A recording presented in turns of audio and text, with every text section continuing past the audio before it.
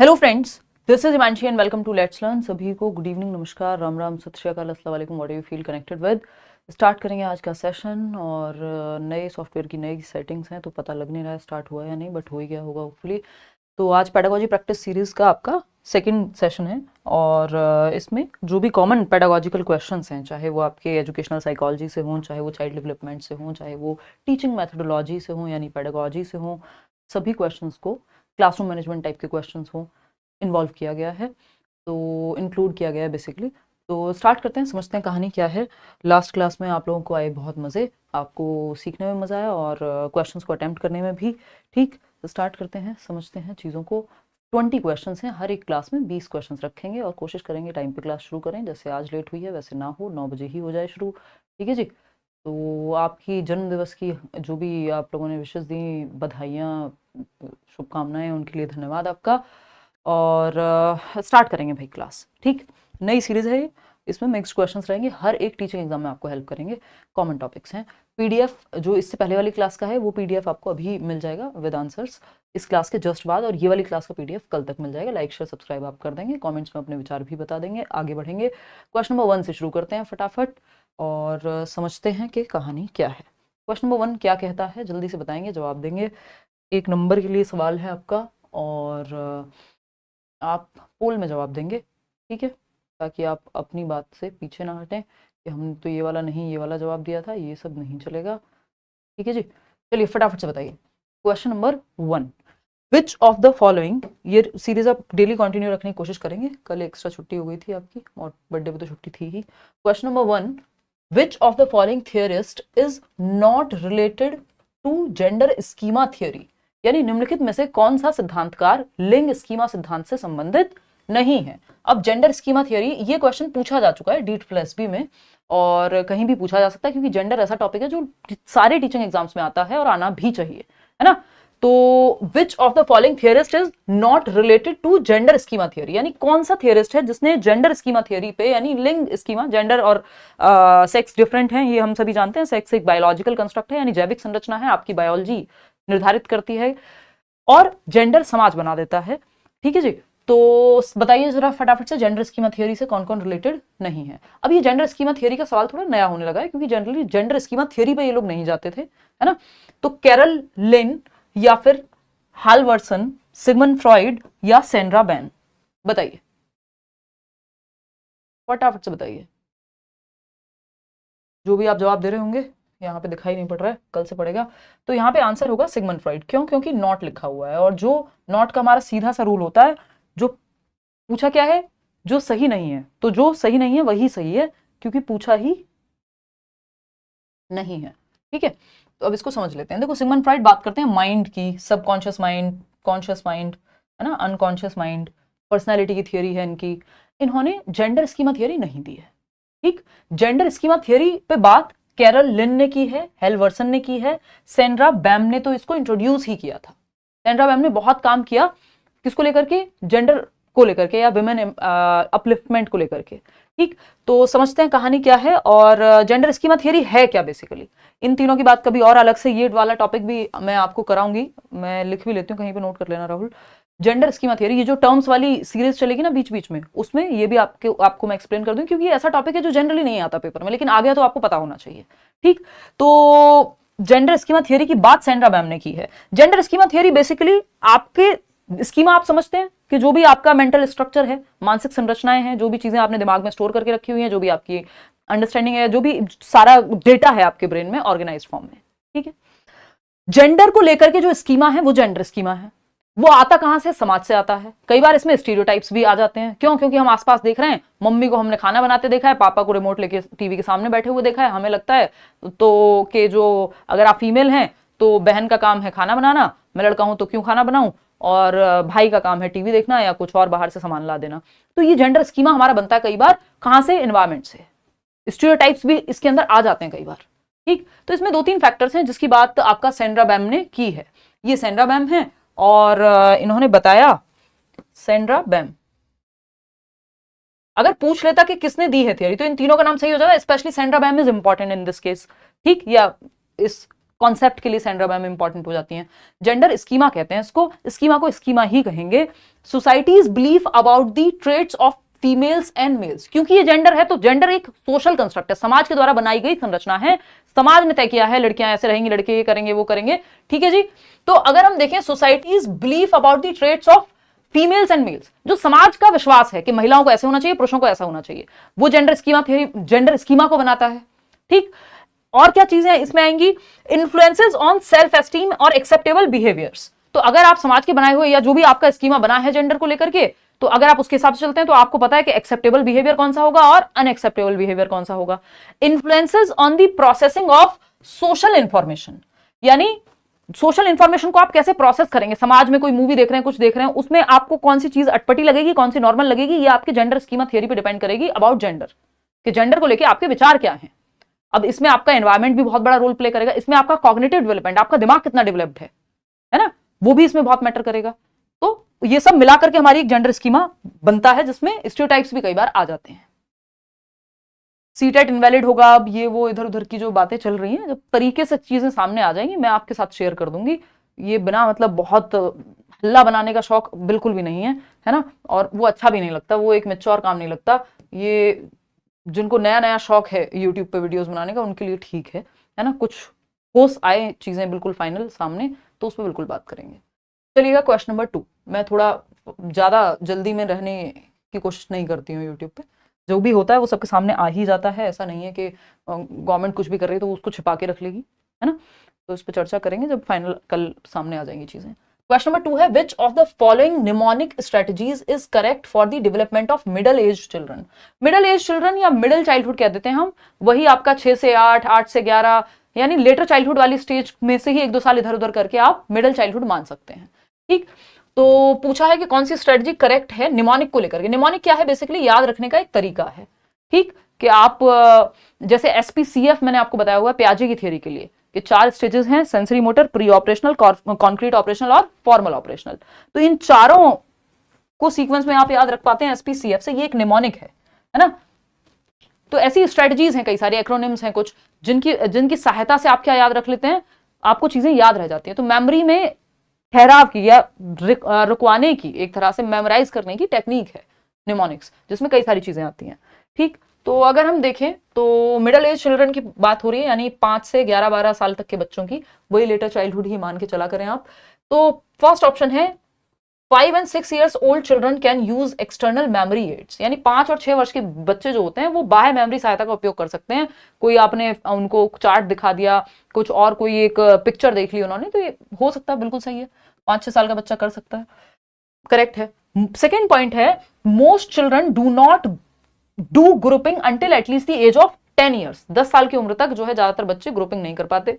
Sorry, याद रखने का तरीका है बेसिकली ग्रुपिंग भी, जैसे आप चंकिंग करते हैं, बात सही है, खुद से नहीं कर पाएंगे।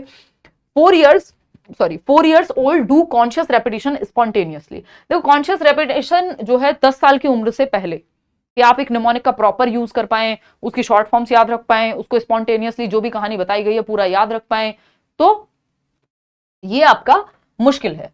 तो फर्स्ट और सेकंड यहां सही हो जाएंगे, फर्स्ट और सेकंड, थर्ड ऑप्शन, ठीक है। आगे बढ़ेंगे नेक्स्ट क्वेश्चन पे। बाकी मेमोरी पे चर्चा बैच में करेंगे अलग से, क्योंकि मेमोरी जो है अपने आप में एक बड़ा सा टॉपिक है। सीटेट में तो आता नहीं है, एक आध क्वेश्चन कभी आ जाता है तो आ जाता है। न्यू बैच कब आएगा सीटेट का बता देंगे ना, कभी तो रिकॉर्डेड बैच चल रहा है, जैसे ही सीटेट अनाउंस होगा अगर कुछ चेंजेस होते हैं तो उसके अनुसार फिर लाएंगे, ठीक, और नहीं होते हैं तो ये तो है ही बैच, ठीक।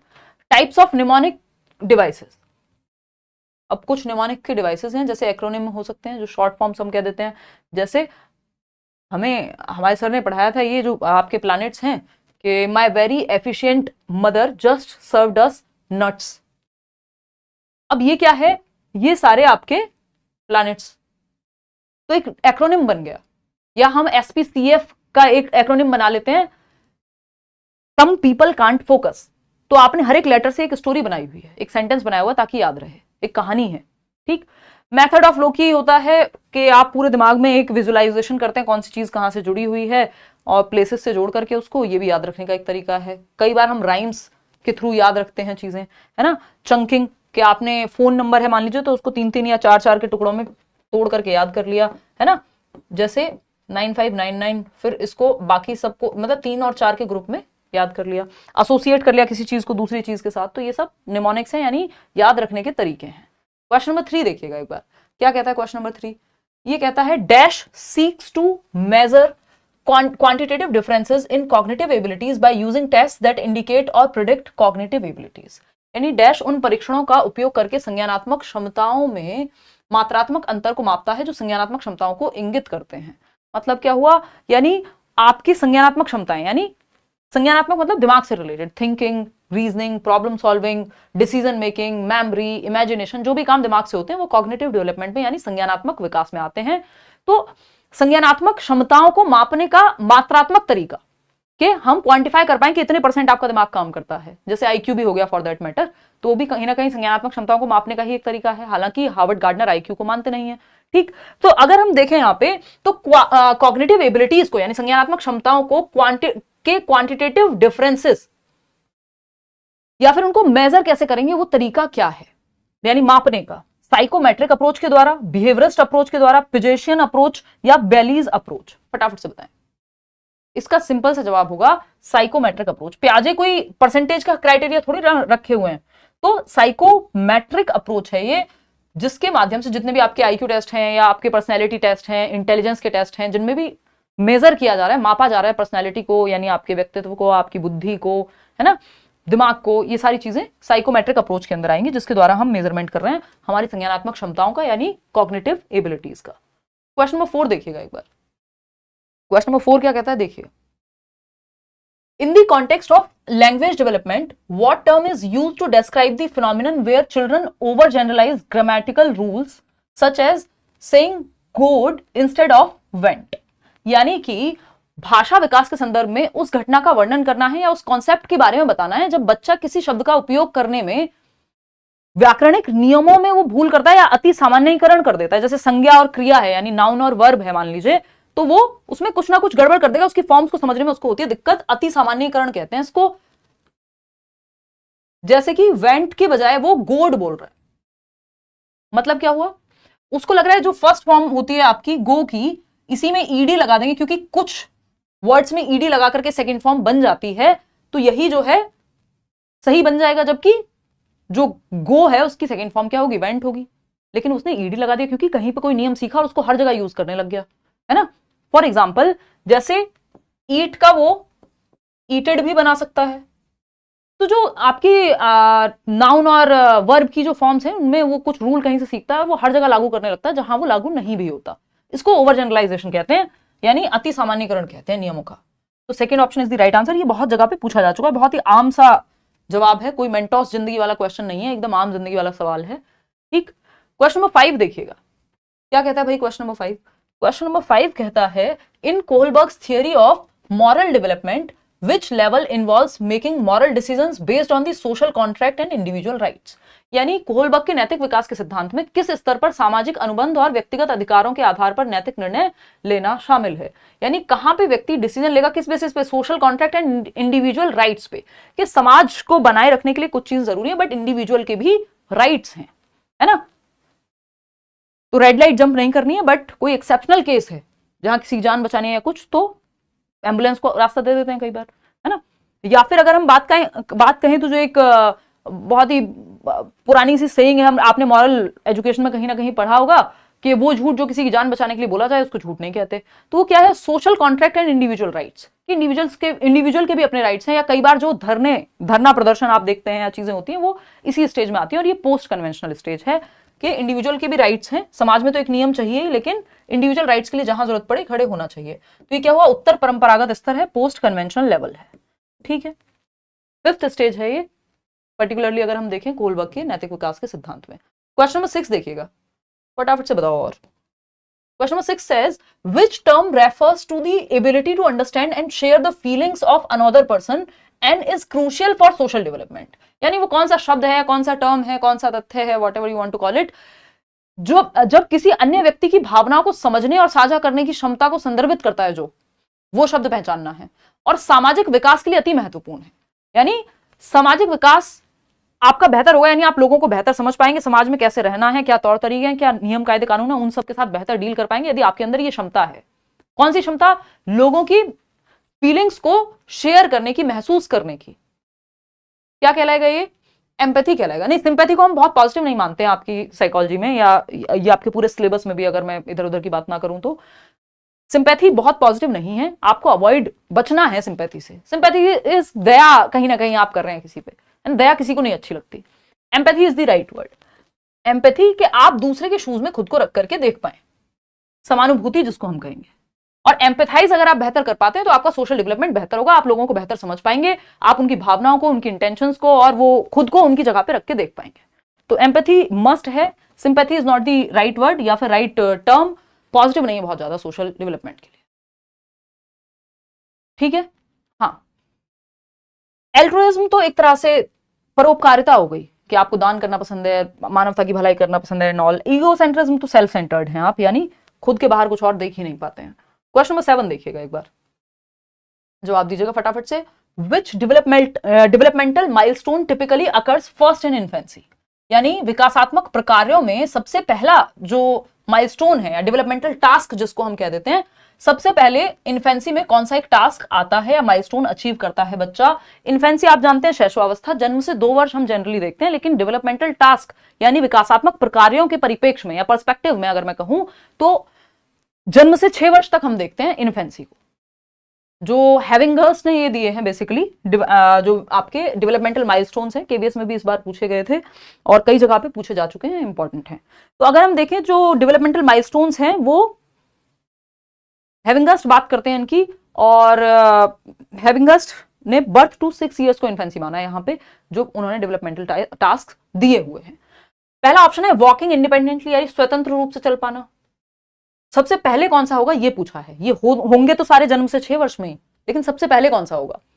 क्रॉलिंग यानी रगड़ रगड़ के, घिस के, रेंग करके चल रहा है बच्चा। बैबलिंग, बलबलाना जिसको हम कह रहे हैं।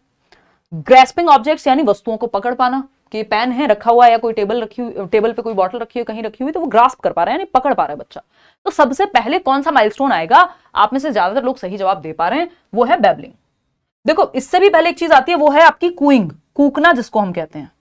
लगभग 6 हफ्ते के अराउंड, है ना, वो क प च टाइप की कोई भी टेढ़ी मेढ़ी आवाज बच्चा निकाल रहा है, उसको हम कूकना कहते हैं, कूइंग। 6 हफ्ते में। बैबलिंग आ जाती है 6 महीने के अराउंड, कई बार इससे भी पहले, 4 से 6 महीने के बीच में।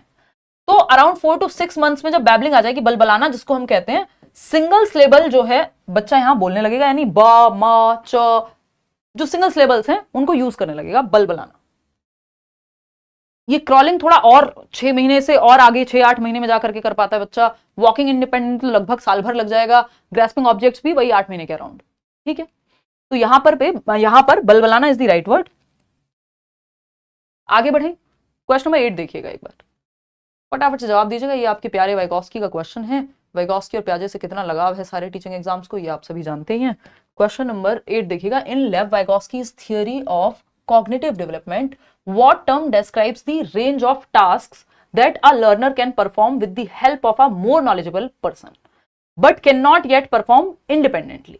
यानी वाइगॉस्की की थियरी में अगर हम देखें, the range of tasks that learner can perform with the help of a more knowledgeable other, यानी आपसे ज्यादा जानने वाले योग्य व्यक्ति के साथ आप कर पाएंगे, लेकिन खुद से नहीं कर पाएंगे कोई टास्क। तो ये कौन सी जोन में आएगी ये चीज कि इंडिपेंडेंटली बच्चा नहीं कर पा रहा है बट मदद मिलने पे कर लेता है ना? आपने वो देखा होगा, जिम जाते हैं जो लोग, तो वो एक्सरसाइज खुद से अगर वेट नहीं उठा पा रहे हैं, बट अगर जो उनका ट्रेनर है थोड़ी सी मदद कर दे तो उठा पा रहे हैं। लेकिन कुछ वेट ऐसे होंगे, हो सकता है आप 10 किलो वेट खुद से उठा लेते हो, 15 किलो या 20 किलो या 25 किलो तक उठा सकते हैं, लेकिन किसी की मदद चाहिए। तो वो मदद जहां पे चाहिए वो दायरा कौन सा है? और 100-150 किलो वजन हो सकता है आप उठा ही ना पाए, तो वो तो आपके उस दायरे के बाहर ही है, क्षमता के ही बाहर हो गया एक तरह से। ठीक, तो अगर हम बात कर रहे हैं यहां पे, तो वो कौन सा दायरा है जहां पे आप किसी की मदद से कोई काम कर सकते हैं लेकिन खुद से नहीं कर पा रहे हैं? जैसे बच्चा जो है, कई बार मदर उसकी अगर हेल्प कर दें तो वो लिख पाता है, कोई चीज कर पाता है, खुद से उसको दिक्कत होती है। जैसे जब आप छोटे होंगे आपको याद होगा, सर्कल कई बार बनाया जाता था कि आप सर्कल के बाहर, आप जब आप स्केचिंग कर रहे हैं या कोई भी कलर कर रहे हैं तो वो बाहर ना जाए, यानी मदद मिल रही है किसकी? सर्कल की। तो ये दायरा कौन सा है? ये दायरा है ZPD का, यानी जोन ऑफ प्रॉक्सिमल डेवलपमेंट का, जिसको हम कहते हैं समीपस्थ विकास का क्षेत्र। यानी संभावना है कि आपका विकास यहां तक हो जाएगा यदि आपको सही मदद मिले, सही गाइडेंस मिले। एग्जाम आप क्लियर कर सकते हैं, बस ये आपके दायरे में है, जेडपीडी में है। एक 5 साल के बच्चे को कहूं ये एग्जाम क्लियर कर लो तो थोड़ा सा नॉनसेंसिकल हो जाएगा, या उसकी जेडपीडी के बाहर है ये चीज, ठीक, मदद से भी नहीं कर पाएगा। लेकिन आप लोगों को अगर मदद मिल जाए इस जेडपीडी में तो बात बन जाएगी। स्कैफोल्डिंग वो चीज है जो इस जोन में, इस दायरे में दी जाएगी। टेम्परेरी हेल्प जिसको हम कह रहे हैं, पेपर तो आप ही देके आएंगे, टीचर हेल्प करेगा सिर्फ, तो वो टेम्परेरी हेल्प है। मचान जिसको हम कहते हैं, पाड़ जिसको हम कह देते हैं। इक्विलिब्रेशन जो है यहाँ का कॉन्सेप्ट ही नहीं है, उसकी बात प्याजे करते हैं। बैलेंस होता है इसका मतलब, एसिमिलेशन भी होता है, दिमाग में कुछ ऐड करना, जिसकी बात प्याजे कर रहे हैं। अगेन वाइगॉस्की का उससे कोई लेना देना है नहीं, ठीक। तो समीपस्थ विकास का क्षेत्र जो है is the right answer over here. अब थोड़ा सा अगर अभी भी कंफ्यूजन है तो थोड़ा सा इसको समझ लेते हैं, नहीं तो नेक्स्ट क्वेश्चन पे मूव करेंगे। देखना एक बार, देखो कुछ चीजें जो आप खुद कर लेते हैं, है ना, जैसे ओवरथिंक करना, मजाक कर रही हूं, तो कुछ चीजें जो आप खुद कर लेते हैं, यानी कुछ क्वेश्चंस आपसे खुद से हो जाते हैं। कुछ क्वेश्चंस ऐसे हैं जो किसी की मदद से हो जाएंगे अगर हेल्प मिल जाए तो। कुछ चैप्टर्स में आपके दोस्त की मदद मिल जाए, किसी कोचिंग की मदद मिल जाए, किसी बुक की मदद मिल जाए, तो कुछ कॉन्सेप्ट्स आपको समझ में आ जाएंगे। यही जो किसी की हेल्प से हो जाएंगे, और इस हेल्प को कहते हैं स्कैफोल्डिंग। ये चीजें जो किसी की हेल्प से हो जाएंगी, ये किस दायरे में आएगी? ये आएगी जेडपीडी में। जोन ऑफ प्रॉक्सिमल डेवलपमेंट है ये, कि जहां ये उसके बीच का संबंध है, जो काम आप खुद से कर सकते हैं और किसी की मदद से कर सकते हैं, उसके बीच के डिफरेंस को जेडपीडी कहते हैं, ठीक। इसके बाहर भी एक दायरा है, जिस दायरे तक पहुंच नहीं पाएंगे हम, ये हमारे जोन के ही बाहर है। साइंटिस्ट नहीं बन जाएंगे आप किसी की मदद से आज कि 20-25 साल की उम्र होगी, जितनी एजुकेशन लेनी थी ले ली, अब वो चीज तो जेडपीडी के बाहर हो जाएगी। फिर समझ पा रहे हो बात को? चलो खैर आगे बढ़ते हैं। क्वेश्चन नंबर 9 देखना एक बार। क्वेश्चन नंबर 9 क्या कहता है? Question number 9, which stage of Erik Erikson's psychosocial development theory involves the challenge of developing a sense of competence and achievement? Erik Erikson का जो मनोसामाजिक विकास का सिद्धांत है, कैसे मन और समाज मिलकर के बच्चे की पर्सनैलिटी फॉर्म करते हैं।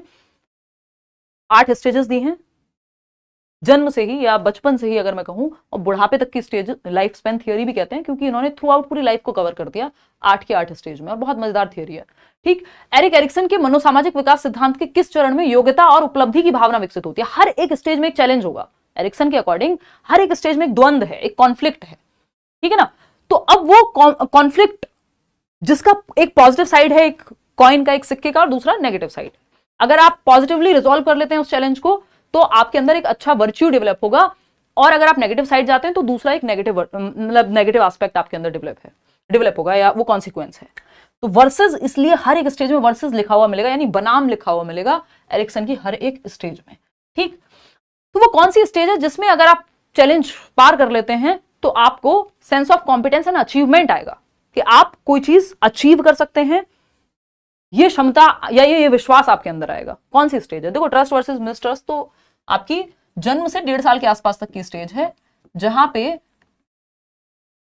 अगर बच्चे को ठीक से केयर मिले, फीडिंग मिले प्रॉपर, तो क्या होगा, लव वार्मथ ये सब मिले, तो उसके अंदर जीवन को लेकर के या लोगों के प्रति ट्रस्ट विकसित होता है। नहीं तो अगर इसका ऑपोजिट है, टाइम पे खाना नहीं मिल रहा, कोई ध्यान नहीं रख रहा, कोई गले नहीं लगाता, है ना, कोई बाबू बेबी नहीं करता, तो फिर बाद में दिक्कत आती है, मतलब मिसट्रस्ट की भावना आ जाएगी, ठीक। तो ये तो पहली स्टेज है, ये तो होगा नहीं। इनिशिएटिव वर्सेस गिल्ट, इसके 1.5 से 3 साल के करीब, 1.5 to 3 years of age. Industry versus inferiority, industry versus inferiority is the right answer. यहां पे आप इंडस्ट्रियस होते हैं, यानी उद्योग, उद्योग मतलब वो नहीं कि बिजनेस लगा रहे हैं, उद्योग से मतलब है यहां कुछ एक्टिविटी कर रहे हैं। तो उद्योग बनाम हीनता, यानी आप स्कूल जाना शुरू कर देते हैं, ये अराउंड 5 से 12 के अराउंड की एज है, स्कूल एज भी कह सकते हो आप इसको, प्याजे की भाषा में कॉन्क्रीट ऑपरेशनल, मूर्त संक्रियात्मक 7 से 11 वर्ष। नॉर्मल अगर आम डेवलपमेंट की स्टेजेस देखें तो ये लेटर चाइल्डहुड है, 6 से 12 वर्ष, क्योंकि 6 साल का बच्चा पहली कक्षा में होता है, ये बात आपको पता होनी चाहिए, ठीक है जी। तो इंडस्ट्री वर्सेस इंफीरियोरिटी, यानी बच्चा अपने स्कूल के स्किल्स सीखेगा, स्पोर्ट्स में इन्वॉल्व होगा, वहां के रूल्स सीखेगा, होमवर्क करना सीखेगा, तो ये सारी चीजें अगर वो अच्छे से कर पाता है, सीख पाता है, तो उसके अंदर इंडस्ट्रियस होने का गुण पैदा होगा, कि वो आगे तक मेहनती और चीजें बनाता चला जाएगा। नहीं तो इंफीरियोरिटी आएगी, उसको अपने आप बारे में हीनता महसूस होगी, यदि वो स्किल्स को नहीं सीख पा रहा है या चीजें नहीं कर पा रहा है। इंटेग्रिटी वर्सेस डिस्पेयर, बहुत दुनिया भर के, मतलब ये बाद की बात है, ठीक। चलिएगा खैर आगे बढ़ते हैं। क्वेश्चन नंबर 10 देखिएगा। क्वेश्चन नंबर 10 क्या कहता है, बताओ फटाफट से कमेंट करके। कल से करेंगे भाई 9 बजे क्लास। देखो, विच of the following is an example of a constructivist teaching strategy, रचनात्मक या रचनावादी शिक्षण रणनीति का उदाहरण है, कौन सा ऑप्शन, फटाफट से बताओ। अभी टेंशन ना लो, अभी सीटेट का फाइनल हो जाएगा कल, तब हम उस पर चर्चा करेंगे, डोंट वरी। ठीक, विच of the following is an example, देखो अगर कोई टेंशन की बात है तो उसको एक दिन पहले या 4 दिन पहले ही टेंशन लेके क्या होगा, फाइनल हो जाए तभी कुछ हो पाएगा। ठीक, विच of the following is an example of a constructivist teaching strategy, निम्नलिखित में से कौन रचनावादी शिक्षण रणनीति का उदाहरण है। देखो रचनावाद में सिंपल है, बच्चा एक्टिव चाहिए हमको, बच्चा चाहिए सक्रिय, पैसिव ना बैठा हो, बस निष्क्रिय ना बैठा हो। Memorising facts through rote learning, रटंत विद्या चलंत नहीं, तो जहां पे भी रटने की बात हो रही है, मेमोराइजेशन की बात हो रही है, यानी बच्चा एक्टिव नहीं है, बच्चा पैसिव है, और बच्चा हमको एक्टिव रखना है हर हालत में, तभी वो अच्छा सीख पाएगा। मॉडर्न डे में जितनी भी पॉलिसीज हैं वो यही कह रही हैं, और रचनावाद तो कहता है, ये बना ही है कंस्ट्रक्टिविज्म यानी नॉलेज का कंस्ट्रक्शन करने से, कि बच्चा एक्टिव बिल्डर ऑफ नॉलेज है, ऐसा पियाजे कह रहे हैं, ठीक है, सक्रिय निर्माता है ज्ञान का। आगे बढ़ते हैं, participating in hands on experiments and exploring concepts through discovery, यानी व्यावहारिक प्रयोगों में भाग लेना और खोज के माध्यम से अवधारणाओं की खोज करना। मतलब पार्टिसिपेट कर रहा है बच्चा हैंड्स ऑन एक्सपेरिमेंट्स में, कोई एक्टिविटी हो रही है क्लास में, एक्सप्लोर कर रहा है कॉन्सेप्ट्स को डिस्कवरी के माध्यम से, कुछ खोज के माध्यम से, यानी बच्चा तो एक्टिव है। यहाँ जहां बच्चा एक्टिव है वो ऑप्शन बेस्ट है, सिंपल सरल सुंदर सस्ता टिकाऊ जुगाड़ है सही जवाब को पहचानने का। ठीक, बच्चा एक्टिव चाहिए हमको, बात खत्म। Listening to lectures and taking notes, अब लेक्चर मेथड ही अपने आप में थोड़ा पैसिव हो जाता है, बच्चा सबसे ज्यादा जहां बच्चे की सेंसेस इन्वॉल्व हैं वो एक्टिव है, वो ऑप्शन सही है। कंप्लीटिंग मल्टीपल चॉइस टेस्ट, अब एमसीक्यू में कोई हैंड्स ऑन एक्टिविटी तो कुछ हो नहीं रही है, बैठ के पैसिवली सही और गलत लगा रहे हैं, अक्कड़ बक्कड़ बम्बे वो करके, तो second option is the right answer. आगे बढ़ेंगे, क्वेश्चन नंबर जो भी है, क्वेश्चन नंबर है 11, what does scaffolding refer to in the educational context, यानी स्कैफोल्डिंग का मतलब क्या है एजुकेशनल कॉन्टेक्स्ट में, शिक्षा के क्षेत्र में या शैक्षिक संदर्भ में मचान या पाड़ का क्या मतलब है, सिंपल बताइए स्कैफोल्डिंग का। पहला ऑप्शन है providing support to students as they learn new concepts and gradually removing it as they become more proficient, यानी सपोर्ट देना बच्चों को जैसे जैसे वो नए कॉन्सेप्ट्स को सीखते हैं, और gradually removing it as they become more proficient, जैसे सहायता प्रदान कर रहे हैं आप नई अवधारणाओं को समझने में बच्चे को, लेकिन जैसे जैसे वो खुद से करना सीख ले रहे हैं, जैसे आप साइकिल चलाना सीखते हैं, तब तक कोई साइकिल पीछे से पकड़ता था जब आप छोटे होंगे, आजकल तो साइकिल ही अलग तरह की आ गई है, तो जब तक आप खुद से नहीं चला पा रहे हैं, जैसे आप खुद से चलाने लगते थे, पीछे से जो व्यक्ति ने पकड़ा हुआ था वो छोड़ देता है, तो वो स्कैफोल्डिंग है, यानी आपको उस स्टेप पे मदद दी जाएगी जहां आप अटक रहे हैं। फर्स्ट ऑप्शन सही लग रहा है, फिर भी बाकी ऑप्शंस देखेंगे। Giving students frequent quizzes to assess their knowledge, नहीं ऐसा नहीं है कि खुद की नॉलेज का आकलन करने के लिए क्विज देते रहो। क्रिएटिंग, यहां पे जहां अटकेगा बच्चा वहां मदद देनी है, सिंपल बात।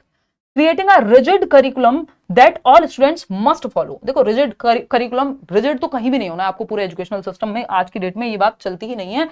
कठोर पाठ्यक्रम या पाठ्यचर्या कहेंगे इसको, पाठ्यक्रम इसका हिस्सा है पाठ्यचर्या का, तो एक कठोर पाठ्यचर्या बनाना जिसका सभी छात्रों को पालन करना हो, बिल्कुल भी नहीं फ्लेक्सिबल होना चाहिए, टाइम टेबल भी आपका, सिलेबस, करिकुलम, व्हाटएवर, सारी activities. Allowing students to learn exclusively through self study, नहीं, तो first option is the right answer. Scaffolding में आप हिंट देते हैं बच्चे को, हाफ सॉल्व्ड प्रॉब्लम्स देते हैं, जिस स्टेप पे वो अटकता है वहां उसको मदद देते हैं, टेम्परेरी हेल्प है, परमानेंट नहीं है।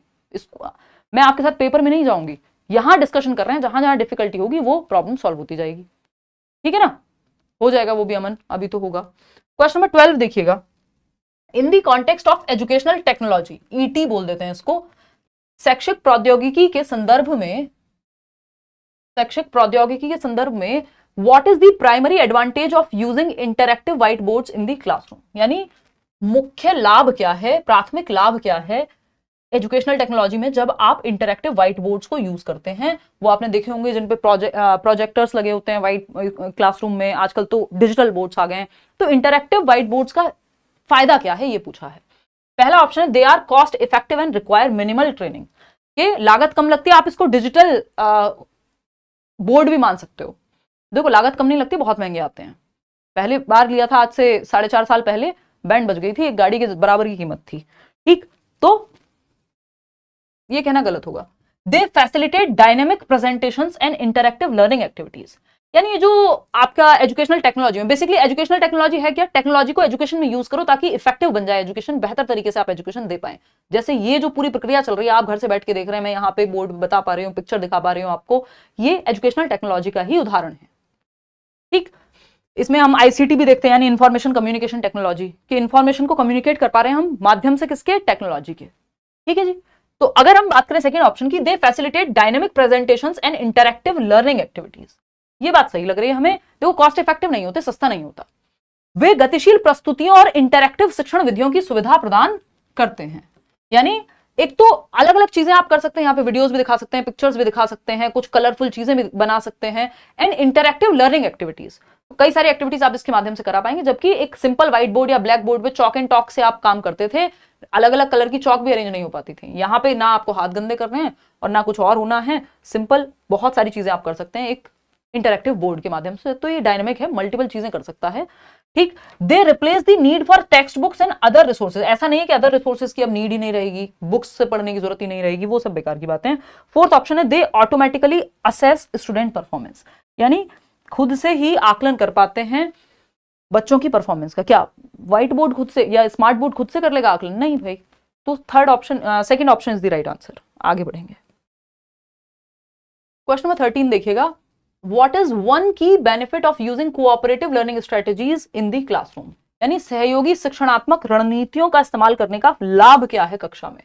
कोऑपरेटिव लर्निंग स्ट्रेटजीज क्या है? जहां बच्चे एक दूसरे को कोऑपरेट करके, सहयोग करके एक दूसरे का सीख रहे हैं। चाहे वो ग्रुप में कोई बच्चा जिसको कोई टॉपिक अच्छे से आता है वो दूसरे की मदद ले रहा है, कोई किसी को मदद दे रहा है, ये सारी चीजें फटाफट से बताइएगा, फिर हम आगे बढ़ेंगे। 7 क्वेश्चंस और हैं, 20 क्वेश्चंस हमको करने हैं।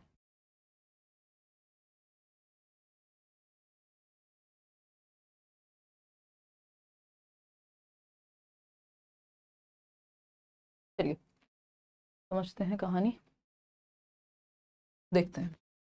थर्ड ऑप्शन कह रहे हैं आप लोग, it ensures individual student performance, it ensures that individual students performance is maximised, यानी इंडिविजुअल स्टूडेंट्स की जो अचीवमेंट है उस पर फोकस है। नहीं, कोऑपरेटिव में तो हम सहयोगात्मक की बात कर रहे हैं, इंडिविजुअल की थोड़ी बात कर रहे हैं, ग्रुप की बात कर रहे हैं।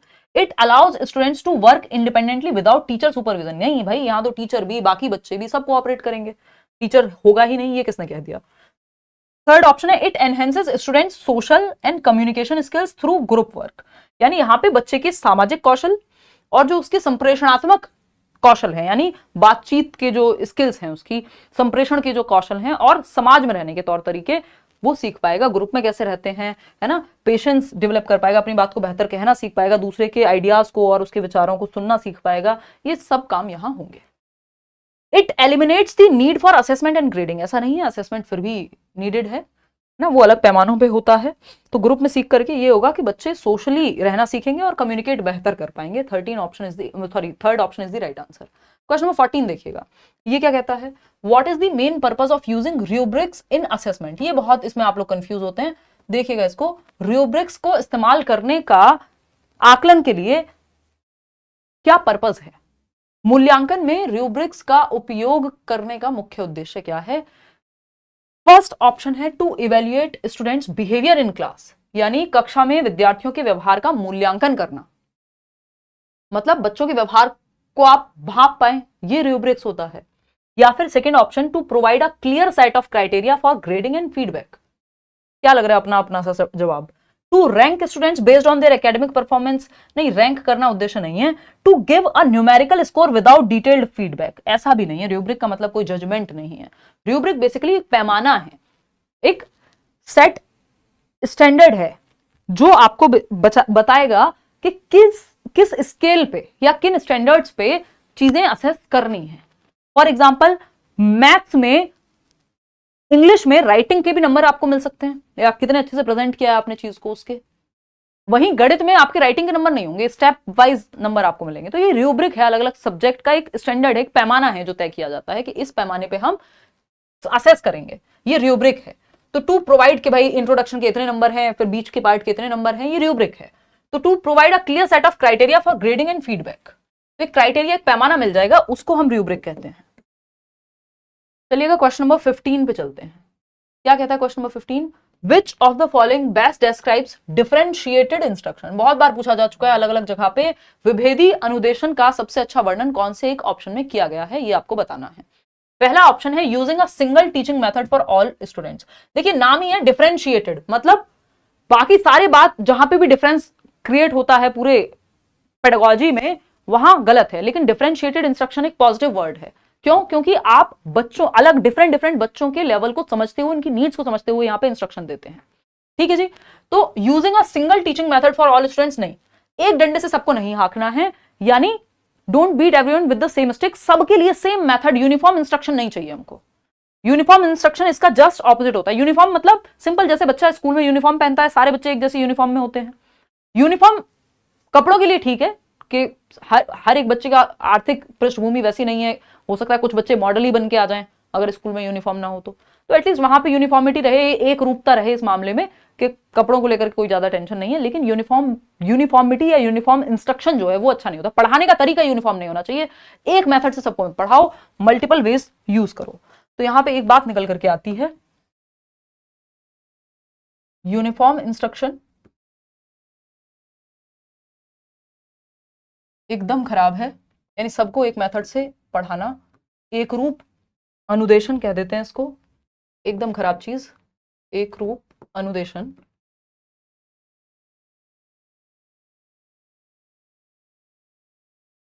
ठीक, वही अगर हम बात करेंगे किसकी, इसको हम रेड फ्लैग करार देंगे। ठीक है, यूज नहीं करना है, ग्रीन से लिखेंगे डिफरेंशिएट। और स्टैंडर्ड इंस्ट्रक्शन लिखा हो तब भी बात वो नेगेटिव की साइड ही जाएगा।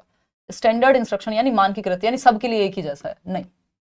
ठीक, चाहे स्टैंडर्ड इंस्ट्रक्शन लिखा हो, यूनिफॉर्म इंस्ट्रक्शन लिखा हो, नेगेटिव है। डिफरेंशिएटेड इंस्ट्रक्शन की जब हम बात कर रहे हैं तो ये ग्रीन फ्लैग है। मतलब क्या हुआ इसका, डिफरेंशिएटेड इंस्ट्रक्शन। हाँ जी, जेनजी की भाषा में बिल्कुल सीख ली है काफी हद तक। चलिएगा समझते हैं, यानी विभेदी अनुदेशन की जब हम बात कर रहे हैं, यानी डिफरेंट बच्चों की नीड्स को समझते हुए डिफरेंट मेथड्स डिफरेंट लेवल पे आप सिखा सकें, विभेदी अनुदेशन। तो इंस्ट्रक्शन वही बेहतर है जो अलग अलग बच्चों की नीड्स को केटर कर पाए। ठीक है बात, यानी उनका ध्यान रख पाए नीड्स का, क्योंकि बच्चे जो हैं, भिन्नता होगी क्लास में, डाइवर्सिटी होगी, सारे बच्चे एक जैसे नहीं दिखेंगे आपको। क्लियर है जी बात। तो यहां पे समझ लेते हैं ऑप्शन कौन सा है, adjusting teaching methods to accommodate different learning styles and needs. Yes, एक क्लास के अंदर कई तरह से सीखने वाले बच्चे होंगे। कुछ बच्चे होंगे जिनका लर्निंग स्टाइल अकेले सीखते हैं, कुछ बच्चे हैं जो देख करके सीखते हैं, कुछ बच्चे हैं जो सुन करके सीखते हैं, कुछ बच्चे हैं जो ग्रुप में सीखते हैं, है ना। तो डिफरेंट लर्निंग स्टाइल को केटर कर पाए आप, एकोमोडेट कर पाए, हर बच्चे को सिखाना है आपको। तो इंक्लूसिव एजुकेशन यही कह रही है, जो समावेशी शिक्षा है, एजुकेशन फॉर ऑल। ठीक है जी। थर्ड ऑप्शन है providing extra homework for struggling students, यानी आप एक्स्ट्रा होमवर्क दे देंगे जो बच्चे स्ट्रगल कर रहे हैं। तो आप तो बहुत ही खतरनाक टीचर हैं, है ना, कि एक तो वो पहले ही स्ट्रगल कर रहे हैं, उनको चीजें समझ नहीं आ रही, उनको आपने कह दिया एक्स्ट्रा होमवर्क करके लाना, तो कैसे चलेगा। आपको तो बल्कि उनको समझाना था जहां दिक्कत आ रही थी। ठीक है ना। चलिए खैर आगे बढ़ते हैं। Focusing solely on high achieving student, सिर्फ उन बच्चों पे फोकस करो जो 90% लेकर के आते हैं। 70% वाले का क्या करें, वो क्या जॉब छोड़ दे, आई मीन पढ़ना छोड़ दे, नहीं ना, तो उसको भी अकोमोडेट करना है। तो second option is the right answer. Question number 16 देखिएगा, which pedagogical approach focuses on developing students problem solving skills through real world scenarios, यानी कौन सा शैक्षणिक दृष्टिकोण है या पेडागोजी का तरीका है, शिक्षण शास्त्र का मेथड है जो वास्तविक दुनिया के परिदृश्यों के माध्यम से छात्रों की समस्या समाधान कौशल को विकसित करने पर केंद्रित है। यानी प्रॉब्लम सॉल्विंग स्किल्स, बच्चा समस्या समाधान कर पाए रियल लाइफ सिचुएशंस को ध्यान में रखते हुए। कंस्ट्रक्टिविज्म है, व्यवहारवाद है, बिहेवियरिज्म, ट्रेडिशनल इंस्ट्रक्शन या डायरेक्ट इंस्ट्रक्शन, ये तीनों ही नेगेटिव हैं। आज की डेट में हमको बच्चे को अगर रियल लाइफ से जोड़ना है तो कंस्ट्रक्टिविज्म से जोड़ना होगा, रचनावाद से जोड़ना होगा, जिससे पियाजे, वाइगोस्की, ब्रूनर बिलोंग करते हैं। बच्चा एक्टिव है जहां, सिंपल बात, नो बकवास। ठीक है जी, एक्टिव है। चलिए आगे बढ़ते हैं। क्वेश्चन नंबर 17, इसी पे आपका एनसीएफ बेस्ड है। क्वेश्चन नंबर 17 क्या कहता है, ये कहेगा which of the following teaching strategies emphasises student led inquiry and exploration, यानी कौन सी टीचिंग स्ट्रेटजी है, कौन सा मेथड है जो बच्चे को छात्र नेतृत्व, यानी बच्चा लीड करेगा, जिसमें बच्चा अन्वेषण कर सकता है, इंक्वायरी कर सकता है। बताइए। पहला है डायरेक्ट इंस्ट्रक्शन। देखिए डायरेक्ट इंस्ट्रक्शन वही है कि टीचर जो है बच्चे के दिमाग में भर रहा है, टीचर सेंटर्ड है, ये बच्चा पैसे होगा यहाँ तो एकदम खराब हो जाएगा, वही यूनिफॉर्म इंस्ट्रक्शन जैसा। प्रोजेक्ट बेस्ड लर्निंग या फिर लेक्चर बेस्ड भी थोड़ा पैसे हो जाएगा, बच्चा यहाँ पैसिव ही होगा, निष्क्रिय होगा। लेक्चर में चॉक एंड टॉक का इस्तेमाल होता है, एक तरफा बात होती है ना, और एक तरफा तो कुछ अच्छा नहीं होता। परियोजना आधारित शिक्षा यानी project based learning. Project based learning बेहतर है, क्यों? क्योंकि बच्चा एक तो यहाँ ग्रुप में कोई भी एक्टिविटी करेगा, प्रॉब्लम सॉल्व करेगा ग्रुप में, ठीक। इसको हम लर्नर सेंटर्ड या चाइल्ड सेंटर्ड मेथड कहते हैं। प्रोजेक्ट मेथड दिया किसने था? तो W.H. किलपैट्रिक ने, ठीक। और ये आपका प्रैग्मेटिज्म पे बेस्ड है, जॉन डुई वाली फिलॉसफी पे। चलिएगा, खैर नेक्स्ट क्वेश्चन पे चलते हैं। क्वेश्चन नंबर 18 देखिएगा और जवाब दीजिएगा। आसान सा सवाल है आपके सामने। Which one is not related to Piaget's cognitive development? पियाजे के संज्ञानात्मक विकास के सिद्धांत से कौन सा संबंधित नहीं है? पहला ऑप्शन है एसिमिलेशन, फिर है एकोमोडेशन, वेरिफिकेशन और इक्विलिब्रियम। देखो चार फैक्ट्स कह लीजिए या चार फैक्टर्स हैं बेसिकली जो पियाजे की थ्योरी में हम डिस्कस करते हैं। आपको याद हो तो बता दीजिए। Maturation, equilibrium, social interaction, experience या एक्टिविटी फोर्थ। चार इसमें स्टेजेस हैं, SP, CF, sensory motor, pre operational, concrete operational और फॉर्मल ऑपरेशनल, ठीक। एसिमिलेशन, एकोमोडेशन आपको पता है इक्विलिब्रियम के ही अंदर आते हैं। अडेप्टेशन की प्रक्रिया और ऑर्गेनाइजेशन की, अडेप्टेशन की प्रक्रिया के अंदर एसिमिलेशन और एकोमोडेशन आते हैं। रिवाइज हुआ कुछ कुछ, ठीक। ये मैंने यूट्यूब पे भी कराई हुई है, ये थ्योरी आप देख सकते हैं। Which one is not related to Piaget's cognitive development? पियाजे संज्ञानात्मक विकास से देखो एसिमिलेशन आता है, कुछ जोड़ना आपके एग्जिस्टिंग स्कीमा में, कुछ ऐड करना आपकी प्रीवियस नॉलेज में। एकोमोडेशन है, आप जब चेंज कर रहे हैं, अडेप्ट कर रहे हैं, ये भी है। वेरिफिकेशन नहीं है। इक्विलिब्रियम है, जैसा कि हमने डिस्कस किया। तो सत्यापन यहाँ पे पियाजे की थियरी से संबंधित नहीं है। Third option is the right answer. Question number 19 देखिएगा, सेकेंड लास्ट क्वेश्चन है आज के लिए। Sunita always do whatever she wants to do without thinking about the consequences. ऐसे आपके भी दोस्त होंगे, हो सकता है आप खुद भी ऐसे हों, या कभी ना कभी तो हम सब ने ये एक्सपीरियंस ही किया है कि सुनीता एक बच्ची है जो हमेशा वो करती है जो उसका मन करता है, without thinking about the consequences. Consequences पे बहन सोचती ही नहीं है ना, मतलब कि उसका परिणाम क्या होगा कोई फर्क नहीं पड़ता, अभी कर लेते हैं बाद में देखेंगे। तो सुनीता हमेशा परिणाम के बारे में सोचे बिना जो करना चाहती है वही करती है। तो सिगमंड फ्रॉइड के अनुसार, फ्रूड लिखा हुआ है, सिगमंड फ्रॉइड के अनुसार अगर हम देखें, सिगमंड फ्रॉइड के अनुसार डैश का प्रभुत्व है इनकी पर्सनैलिटी में, कौन सा एक एस्पेक्ट है पर्सनैलिटी का जो हावी है इन पे? बताइएगा। सही जवाब दे रहे हैं आप लोग। ईगो नहीं भाई, ईगो तो रियलिटी बेस्ड है ना, जो आपको पता है कि किसी से कुछ गलत कहोगे तो हो सकता है उल्टा कुछ खतरनाक एक्शन हो जाए, तो कॉन्सिक्वेंस का तो ध्यान रखोगे, तो रियलिटी बेस्ड होती है। ईगो तो वास्तविकता को ध्यान में रखते हुए करती है चीजें, ठीक। सुपर ईगो है जो एकदम मॉरल है, इसको रूल्स के अलावा कुछ और समझ ही नहीं आता, जो गलत है तो गलत है, चाहे दुनिया खत्म हो रही हो, ठीक। Id is the right word. Id आपकी पर्सनैलिटी का वो हिस्सा है या वो एस्पेक्ट है जो डिजायर पे चलता है और टोटली अनकॉन्शियस है, मतलब इसको आप डायरेक्टली एक्सेस नहीं कर पाएंगे। तो इड की जब हम बात कर रहे हैं तो इड डिजायर बेस्ड है, जो मन में आया, है ना। शुगर है फिर भी चॉकलेट खाए जा रहे हैं, ठीक, तो ये डिजायर पे बेस्ड है, इड है। ये सब बच्चे जनरली इड पे ही वर्क करते हैं, उनको पिताजी की जेब में पैसा हो नहीं हो, बाजार में लेट लेट के रोएंगे, दिला दो, क्योंकि जन्म से होता है इड हमारे अंदर। ईगो डेवलप होती है 1.5 साल के आसपास, फिर सुपर ईगो 3 साल के बाद।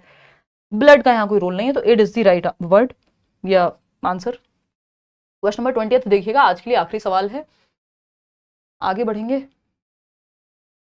According to which of the psychologists mentioned below, personality is constituted of personality traits of various kinds। यानी निम्नलिखित में से किस मनोवैज्ञानिक के अनुसार व्यक्तित्व विभिन्न प्रकार के व्यक्तित्व लक्षणों से बनता है? यानी मल्टीपल पर्सनैलिटी के ट्रेट्स होते हैं, आपकी पर्सनैलिटी बनती है कई सारे ट्रेट्स से, हजारों हजार ट्रेट्स बताए इन्होंने, और फिर कुछ 3 मुख्य ट्रेट्स दिए जिनको मैं सीसीएस से शॉर्ट फॉर्म में आपके साथ डिस्कस करती हूं बैचेस में भी, जब हम पर्सनैलिटी पढ़ते हैं। अभी रिसेंटली हमने पर्सनैलिटी किया है। तो अगर हम देखें यहां पे ई स्प्रेंगर, GW ऑलपोर्ट या CG युंग या WH शेल्डन, किसने? तो ये ऑलपोर्ट को हम कह देते हैं कि ट्रेड्स को लेकर के, ट्रेड साइकोलॉजी का जनक टाइप। GW गॉर्डन ऑलपोर्ट हैं जो कहते हैं कि 3 मुख्य ट्रेड्स हैं जिनमें आपकी पर्सनैलिटी को बांटा जा सकता है। कार्डिनल ट्रेड जो डोमिनेटिंग फैक्टर होता है आपकी पर्सनैलिटी का, सेंट्रल ट्रेड जो ज्यादातर आप में कंसिस्टेंट रहते ही हैं जो ट्रेड्स, और जैसे कार्डिनल ट्रेड की अगर हम बात करेंगे तो हम कहेंगे महात्मा गांधी, ठीक है ना। अगर हम देखें यहाँ पे सेकेंडरी ट्रेट्स, कुछ ट्रेट्स ऐसे हैं जैसे जनरली आप गुस्सा नहीं करते हैं बट किसी सिचुएशन में आपको गुस्सा आ सकता है, वो सेकेंडरी ट्रेट है। सेंट्रल ट्रेट्स हैं जो मेनली आपकी पर्सनैलिटी में 2-4 ट्रेट्स होंगे कि आप सच बोलते हैं, आप बड़े क्या कहेंगे स्वावलंबी किस्म के व्यक्ति हैं, ठीक। कार्डिनल ट्रेट है जो एक मुख्य ट्रेट है जो आपकी पर्सनैलिटी को डोमिनेट करेगा। तो इन 3 ट्रेट्स में पर्सनैलिटी को बांटा है गॉर्डन ऑलपोर्ट ने, और इन्होंने वैसे हजारों ट्रेट्स दिए हैं और उन हजारों ट्रेट्स को इन 3 में समाहित कर दिया है, ठीक है। कोई कह रहा है बी फॉर बदल गई, अरे पढ़ लिया करो यार है कि बदलने की चिंता है, तुम भी बदल जाओ फिर क्या दिक्कत है। आउट ऑफ 20 क्वेश्चंस कितने ठीक हुए ये बता दो, इधर उधर की बातें करा लो इनसे। टेलीग्राम चैनल पे आपको ये पीडीएफ मिल जाएगा। ये बदल गई वाली बातें हम संडे वार्ता को करेंगे, बहुत महीने हो गए संडे वार्ता किए, है ना, पिछले 1 साल से संडे वार्ता बहुत कम हो रही है, तो आपके दिल में बहुत दर्द है, वो संडे को निकलेगा, ठीक। चलो आ जाओ, आउट ऑफ 20 क्वेश्चंस कितने ठीक हुए ये बता देना, लाइक शेयर सब्सक्राइब आप कर देना, कमेंट्स में वो आप बता दोगे। बाकी बी और उन कांस्टेंट, कोई बदले ना बदले, आप अपने साथ रहिए। क्वेश्चन नंबर मतलब टोटल क्वेश्चन है 20, आउट ऑफ 20 कितने क्वेश्चन ठीक हुए वो बताइएगा, कुछ नया आपको जानने को मिला होगा। कल मिलेंगे 9 बजे, मंडे टू फ्राइडे 9 से 10 के करीब, या जितना भी खत्म का तो हम कहेंगे नहीं, बट 9 बजे से ही आपकी क्लास रहेगी यहाँ लेट्स लर्न पे, यूट्यूब पे। बाकी बैचेस में तो करियर पे चली रही है क्लास। चलिए आज के लिए इतना ही, थैंक यू सो मच, धन्यवाद, take care, bye bye, good night. कल मिलते हैं कुछ मिक्स्ड क्वेश्चंस के साथ, किसी दिन थोड़े हल्के रखेंगे, फिर मुश्किल मिक्स्ड क्वेश्चंस रखेंगे।